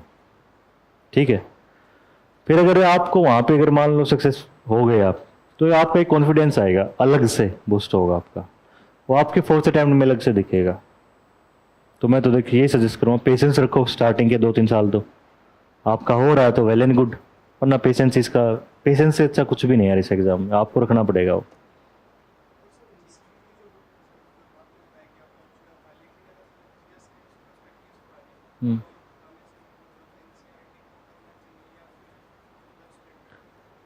एनसीईआरटी पढ़ लो भाई, मेंस के लिए प्री के लिए।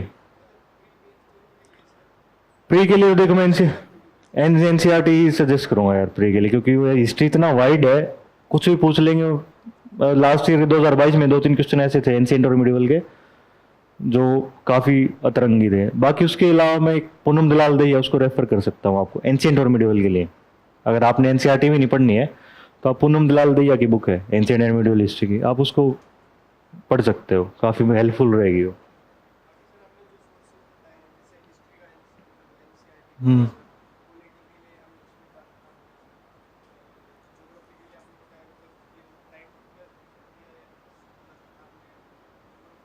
हाँ, स्टार्टिंग में तो यार जब मैंने तैयारी की तब तो मैंने सिक्स से उठाई थी, फिर उसके बाद फिर अंडरस्टैंडिंग होती, फिर मैं नाइन से जो फिर लास्ट में सिर्फ 11 12 की एनसीईआरटी पढ़ी मैंने।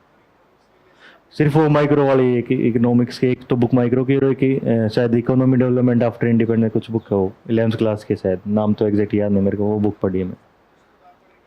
उतना उसको ही रिवाइज, वही कह रहा हूँ सोर्स कम रखो, रिवाइज ज़्यादा करो।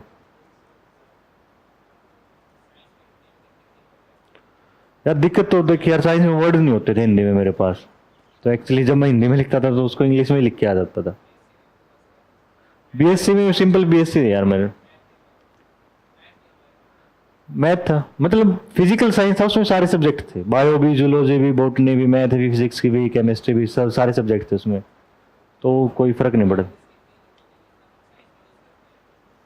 ज़्यादा नीड नहीं है कि मतलब मैं वही कह रहा हूँ कि आपकी लैंग्वेज बहुत ज़्यादा अच्छी नहीं होनी चाहिए, बस आपकी बेसिक अंडरस्टैंडिंग होनी चाहिए लैंग्वेज की, ताकि जब आप लिख सको सामने वाले को समझ में आ जाए, इतना सफिशिएंट रहेगा। क्या आपको देना है? अच्छा, अभी से मत पढ़ो, बट हाँ अभी से मैं आपको सजेस्ट करूंगा राज्यसभा की डिबेट देखो, नोट्स वोट्स किसी का कुछ मत बनाओ, क्योंकि 2 साल बाद जाओगे आप, तो 2 साल में बहुत सारी चीज़ें बदल जाएंगी। मैगजीन मत पढ़ो, 2024 से पढ़ो, 2024 के जून से पढ़ सकते हो आप करंट अफेयर। एक साल काफ़ी है, एक साल का भी अगर याद रहे तो काफ़ी है। मैं यार पीटी 365 पढ़ के गया था और एनसीईआरटी बेसिक बस। 25 में हाँ,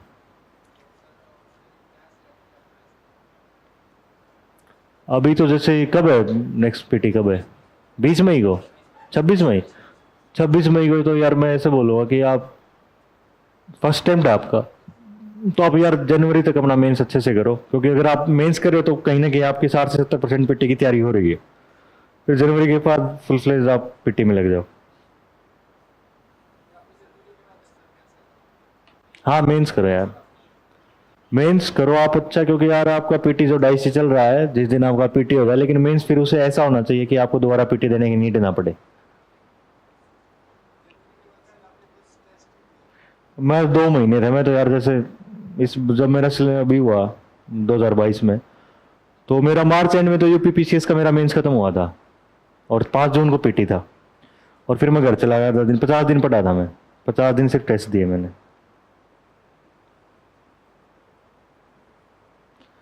प्रीलिम्स की किसका है ये? आपका?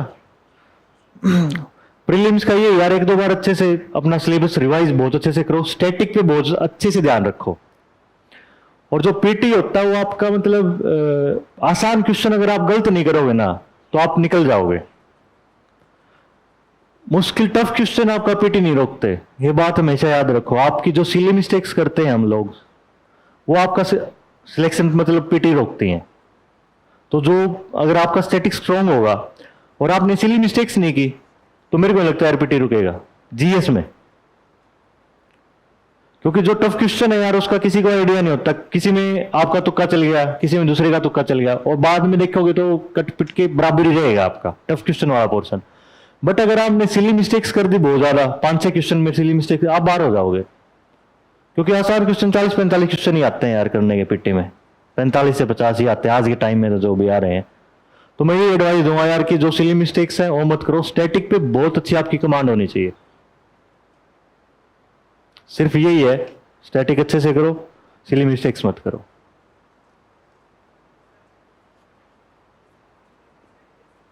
क्या डिसाइड? यार आपका इंटरेस्ट कैसा है उस पर डिपेंड करता है। अगर जैसे मेरा हिस्ट्री में स्टार्टिंग से हिस्ट्री में इंटरेस्ट था यार, हर सब्जेक्ट में मार्क्स आ रहे हैं और हर सब्जेक्ट में मार्क्स नहीं आ रहे। हाँ, आवाज नहीं आ रही। हिंदी मीडियम के ऑप्शनल के लिए तो वही कह रहा हूं यार, देखो आपका इंटरेस्ट किस चीज में है, वही बोल रहा हूं। अब मैं बोल दूं कि आप हिस्ट्री ले लो, मेरा हिस्ट्री था, क्योंकि मेरे को हिस्ट्री में इंटरेस्ट था, मैंने कहीं कोचिंग नहीं ली हिस्ट्री की, ना मैंने बीएससी से पहले कभी हिस्ट्री नहीं पढ़ी थी। हाँ यार, वो हो जाता है यार, मैं मतलब एक दिन मैंने उठाई किताब, मेरे को पढ़ने मजा आ गया तो मैं पढ़ लिया, तो वो इंटरेस्ट वही तो बता रहा हूं ना मैं। अब मेरे को एंथ्रोसोसोम में कभी इंटरेस्ट नहीं आया, एंथ्रो बहुत कम सिलेबस है, लेकिन इंटरेस्ट ही नहीं बना मेरा कभी। ऑप्शनल में, हर ऑप्शनल में अच्छे नंबर आते हैं, हर ऑप्शनल में खराब नंबर आते हैं, वो आप पे डिपेंड करता है आप ऑप्शनल को कैसे ट्रीट करते हो। हम्म।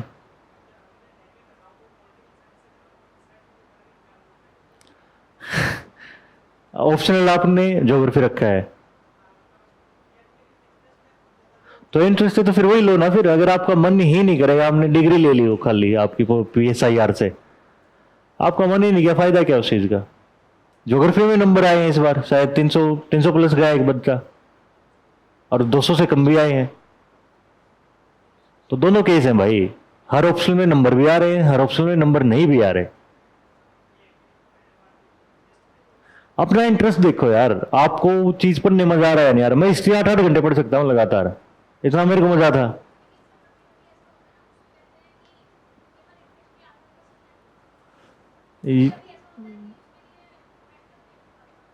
आज के टाइम पे तो शायद कौन से सब्जेक्ट का नहीं है? अच्छा,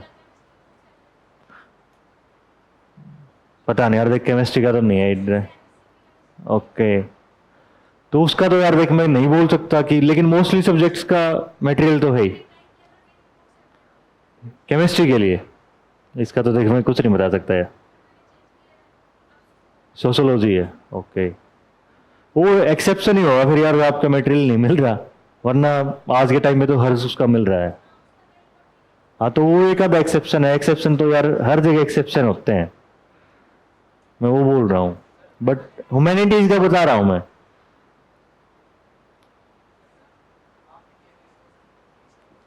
विकास अलावत के नोट्स यार मैंने नहीं पढ़ी कभी। मैंने इस बार सिर्फ उसके 2 बार नोट्स पढ़ के गया हूँ विकास अलावत सर के, वहीं से मैंने हिस्टोरियन वाले नोट्स बनाए मेरी फर्स्ट टाइम मेरी लाइफ में, वो मेरे लिए काफी था। क्या?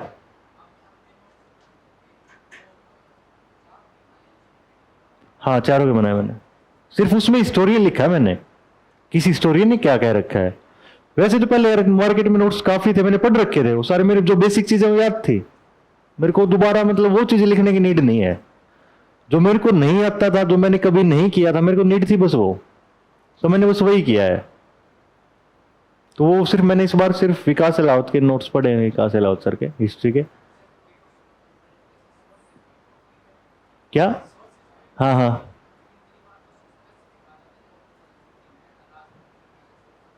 हाँ, हर सारे हैं उसमें, सब में है, सारा उनमें है, सब कुछ है उन नोट्स में। विकास अहलावत कहाँ पे चल रहा है क्या ये?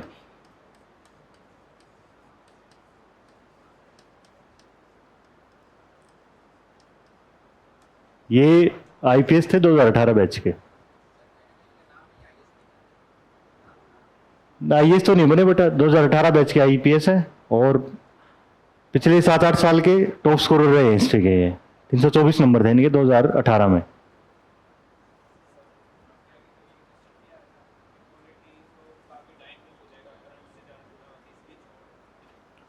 मतलब क्या? किस चीज को? यार पेज बता तो रहा हूँ यार, मैंने कभी किसी दूसरे ऑप्शन के लिए सोचा ही नहीं। इस जर्नी में सिर्फ एक चीज अच्छी मेरे साथ यही थी 5 साल में, मैंने ऑप्शनल चेंज करने का कभी नहीं सोचा, स्टार्टिंग से यही था मेरा। ना मैंने ये देखा कि भाई उस ऑप्शन में नंबर आ रहे हैं इसमें नहीं आ रहे, कभी ये चीज मैंने देखी ही नहीं। नहीं कुछ नहीं लिया मैंने, इस विकास अलावसर का बस लास्ट ईयर क्रैश कोर्स किया था मैंने, हिस्टोरियन वाला जो बता रहा था मैं आपको, सिर्फ वो किया मैंने, और सारी मतलब जो वो मैंने खुद अपने आप से किया है।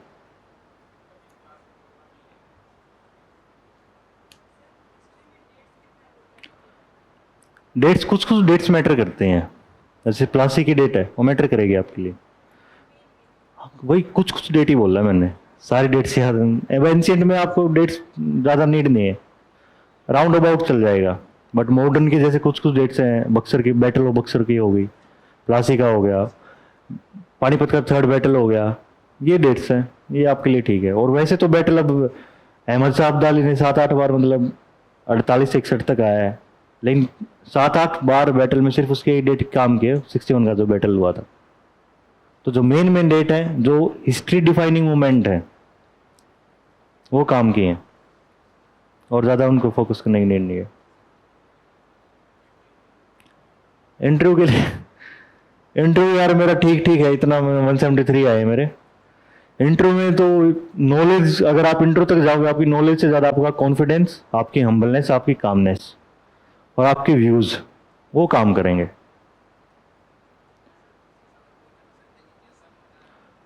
हेजिटेशन तो जब आपका रियल इंटरव्यू होता है ना, जो मैंने खुद पर्सनली फील किया और मेरे जो दोस्त है वो भी बता रहे हैं, आप पूरा एक सेंटेंस भी नहीं बोल पाते बिना हिचके। हाँ वो इतना मैटर नहीं कर रहा, आप अपने व्यूज कैसे दे रहे हो। आप मान लो विमेन पे आ गया, अगर आपने रिग्रेसिव, एक्सट्रीम रिग्रेसिव व्यूज रख दिया, आपके 100 नंबर आ जाएंगे, गारंटी देता हूं मैं।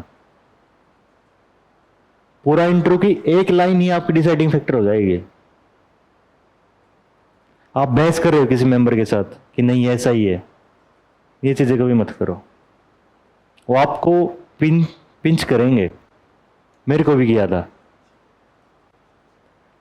वो, मतलब यार बोल देंगे ऐसा, मतलब फील करवाते हैं यार तेरे को कुछ नहीं आता, और आप वहां पे अगर उनसे बहस कर दिए। अब उन्होंने, मतलब मेरा जो बोर्ड था इस बार, मेंबर क्वेश्चन पूछ रहा है मेरे से, जो चेयरपर्सन था, उसने बोल दिया यार कि आपका इंट्रो बहुत ज़्यादा मैकेनाइज लग रहा है मेरे को, मतलब वो नेगेटिव सेंस में बोला उसने।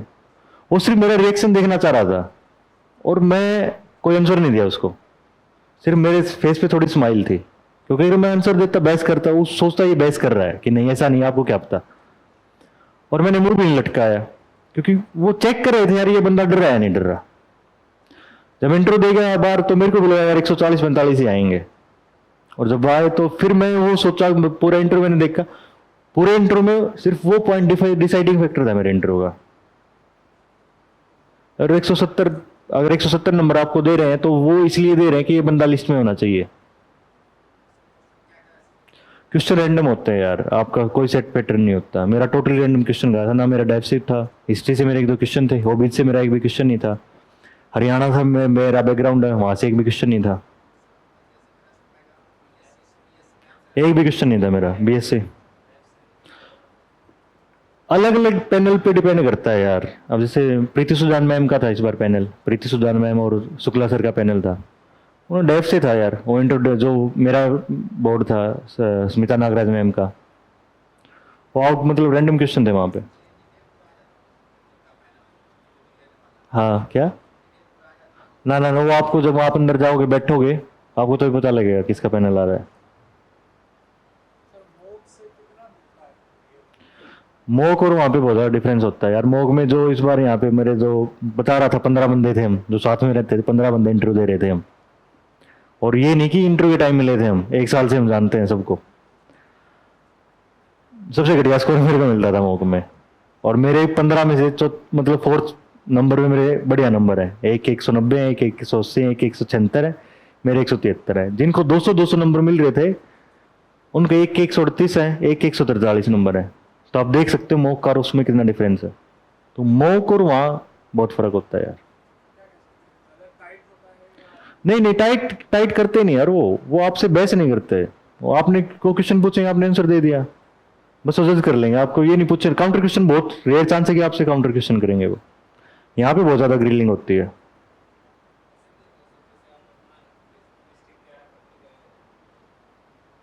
हम्म। आपको तैयार तो सब कुछ करना होता है ना। अब आपको अपने होम मान लो यार कि आपको मतलब अपने गांव का ही नहीं पता है क्या, और उसने पूछ लिया, और किसी टाइम मान लो वो उस डिस्ट्रिक्ट में सर्व किया उसने, तो थोड़ा सा यार ये तो करना पड़ेगा ना। जो बेसिक चीज तो आपको तैयार करनी पड़ेगी। बाकी अभी तो प्री और मेंस पे ध्यान दो, वो तो इंटर तो काफी देर की पीछे की बात है। और किसी का कोई क्वेश्चन?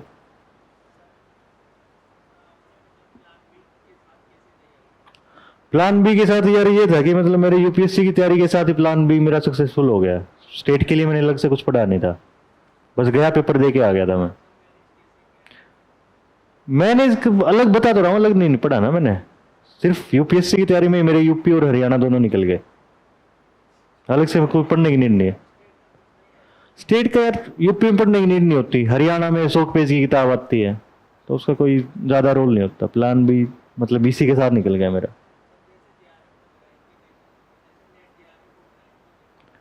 नेट नेट जेआरएफ वो टोटली अलग फील्ड हो गया यार, उसके लिए आपको अलग से टाइम देना पड़ेगा। उसके लिए आपको अलग से, क्योंकि वो रिसर्च टाइप का पेपर है, ये कम्पिटेटिव टाइप के एग्जाम है यार, इनको बस आपको पास करके जॉब लेनी है। वहां पे आपको अपने फील्ड में एक्सपर्ट बनना है, तो पेपर अलग हो गया वो। उसकी तो देखो उसके लिए आपके टाइम मांगता है वो तो।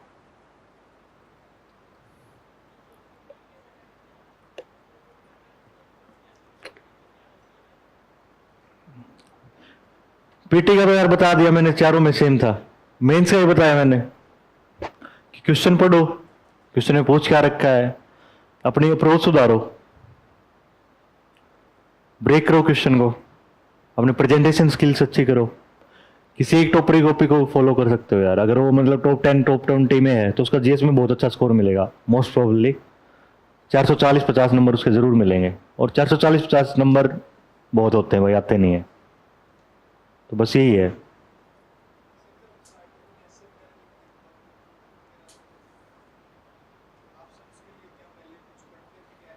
ऐसे पढ़ के आप कैसे लिखोगे? आपको क्या पता कौन सा ऐसे आएगा? नहीं। तो वो बताया तो मैंने आपको, एक फ्रेमवर्क बनाता था ना मैं। पहले एक फ्रेमवर्क बना लिया मैंने, इससे आ गया टॉपिक आ गया, मैंने उसका फ्रेमवर्क बना लिया। अब सम कैसे? हाँ हाँ।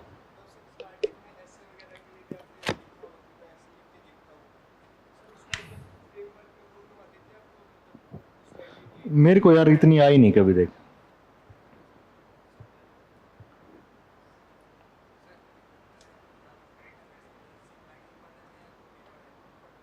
एक चीज पढ़ लो यार कोई भी अच्छे से, बट अगर आप पेपर पढ़ोगे आपको खुद नोट्स बनाने पड़ेंगे। हाँ नोट्स बनाने पड़ेंगे और बहुत सारी चीज़ आप मिस कर दोगे, तो इसलिए मैं मैगजीन एडवाइस करूंगा अगर आप दोनों में से एक पढ़ना चाह रहे हो तो।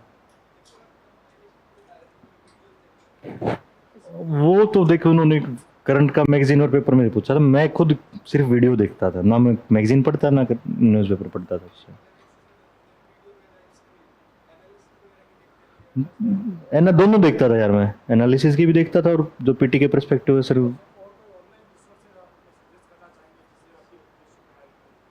यार मैं ओनली इसकी वीडियो देखता था, एडिटोरियल भी और जो पीटी वाली भी। मेरे लिए तो काफ़ी अच्छा रहा भाई, मेरा टाइम भी बचा है और ज़्यादा वो सारे क्वेश्चन भी आए हैं वहाँ से जो जितने करंट के आने चाहिए। वो दोबारा फिर से वीडियो 2 की स्पीड पे, अगर एक बार आपने देख ली तो सेकंड टाइम पे आपको ज़्यादा दिक्कत नहीं होगी। आप 1.5 की स्पीड पे 3-4 घंटे में 1 महीने का करंट अफेयर खत्म कर सकते हो। हाँ लास्ट में कंपाइलेशन आती है।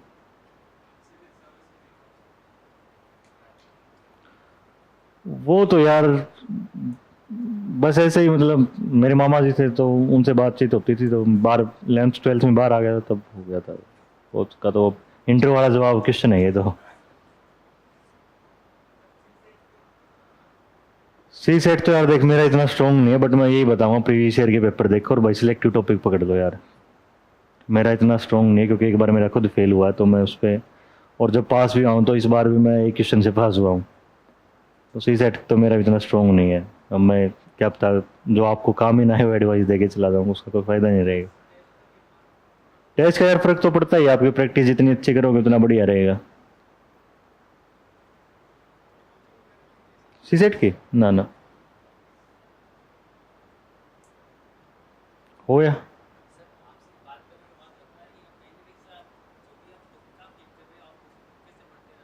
क्या? वो तुक्का नहीं यार, वो एक एफिशिएंट वे है, ध्यान से सोचना इस चीज पे।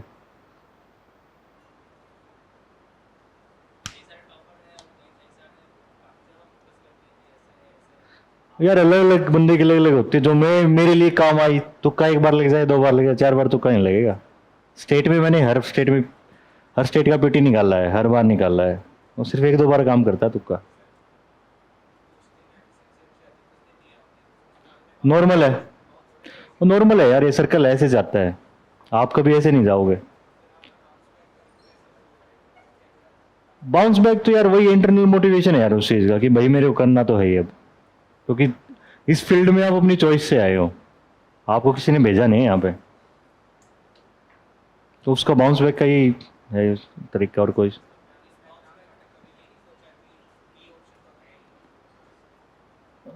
यार आता है, जब आप फेल होते तो हमेशा आता है दिमाग में। अब जैसे मैंने बता तो रहा हूँ, 21 वाला अटेम्प्ट ड्रॉप इसलिए किया क्योंकि दिमाग में प्लान भी आया मेरे कि भाई अब कुछ और ट्राई करना चाहिए। हॉबी यार मैं गजल सुनता हूँ, गजल शेर व शायरी। अरे कभी बाद में सुनाएंगे।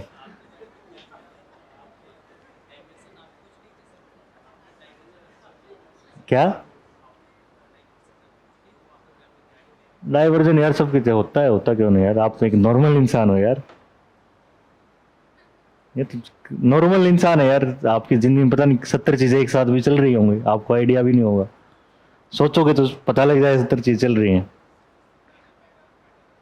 बहुत ज्यादा मैटर करता है यार, अगर जिसके मतलब पेरेंट्स सिविल सर्वेंट हैं उनको ये पता है कि भाई हमें एग्जैक्ट पिन पॉइंट क्या पढ़ना है, और जिनको यही नहीं पता कि भाई आज तक कभी वो स्कूल में नहीं गए, जिन बच्चों के पेरेंट्स, वो आपको क्या गाइड करेंगे।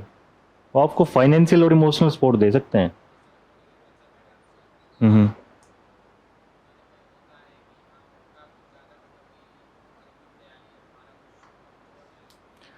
यार होता है, बट उसका आप ओवरकम भी तो आपको ही करना है ना।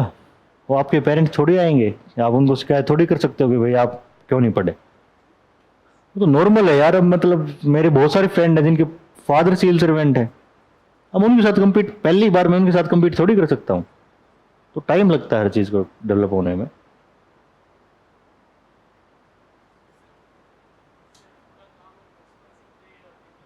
क्या? यार ये मेरा मतलब स्टार्टिंग से ही है ऐसा। ऐसा कुछ नहीं।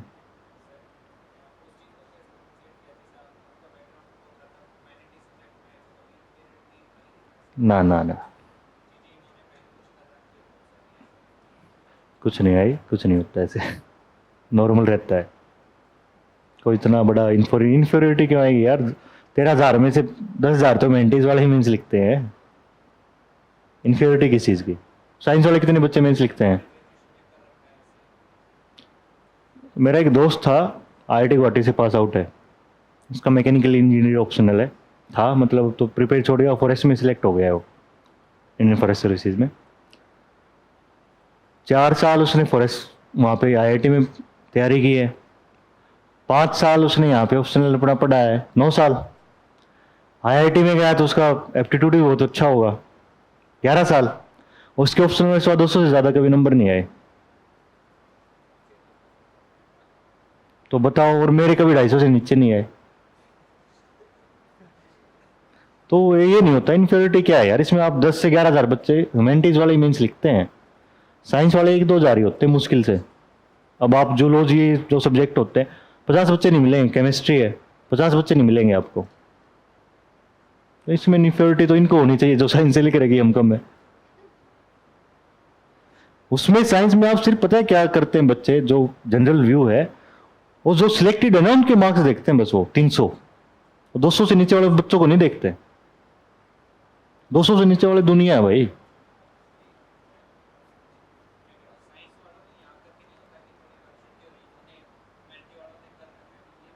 ह्यूमैनिटी मतलब क्वेश्चन नहीं समझा आपका मुझसे से।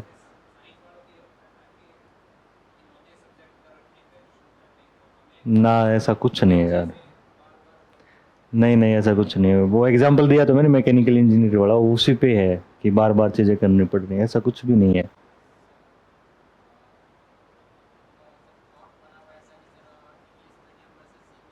हम्म।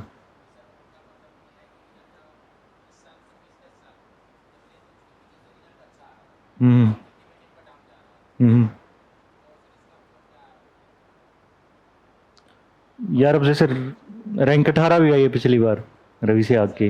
रैंक वाइज भी आई है, सुनील कुमार धनवंता की। देखिए यार, कहीं ना कहीं वो थोड़ा सा हिंदी वाले डिसएडवांटेज पे, नो डाउट यार।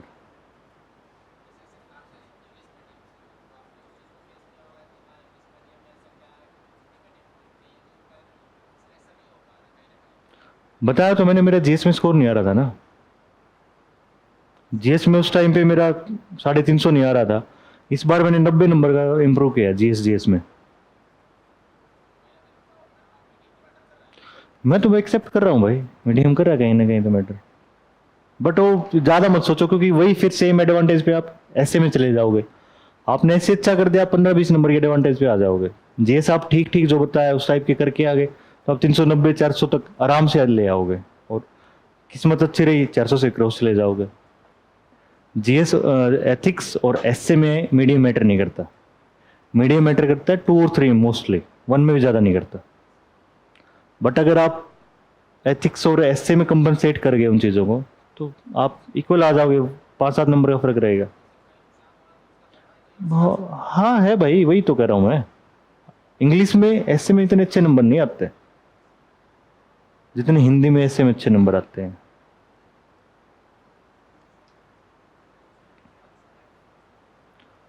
आंसर राइटिंग पहले एक बार सिलेबस कर लो अच्छे से। स्टार्टिंग से तो यार आप पहले आप करो, क्योंकि आप जब तक गलत नहीं लिखोगे तब तक आपको पता नहीं लगेगा, जब तक आप लिखना स्टार्ट नहीं करोगे। स्टार्टिंग में आप वही लिखोगे जो मैं लिखता था। इतना बड़ा इंट्रो, इतना बड़ी बॉडी बॉडी ये, फिर वो फिर आप चेक करवाओ, वो आपको बता देगा कि इसको ऐसे अटेम्प्ट करो। आप पहले एक बार सिलेबस पढ़ो अच्छे से।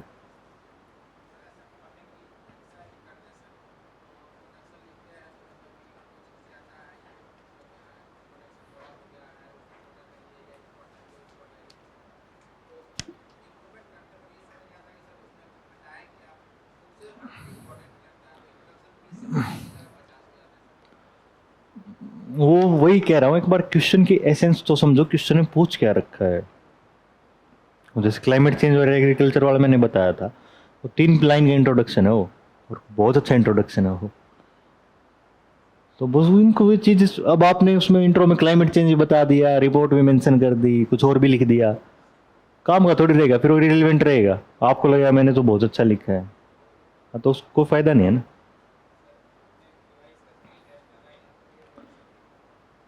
ना यार, टेस्ट रेगुलर लगाता था मैं, रिवाइज करूँ या ना करूँ। क्योंकि आप अगर सिर्फ ये सोचो कि लास्ट के 1 महीने में टेस्ट कर लूंगा तो नहीं होगा, फिर आपका मन करेगा रिवाइज कर लूँ। बट उससे पहले थोड़ा बहुत तो आइडिया होना चाहिए, वरना 30 नंबर आ जाएंगे, फिर वो डिमोरलाइज हो जाओगे। तो थोड़ा बहुत तो आइडिया होना चाहिए उसको।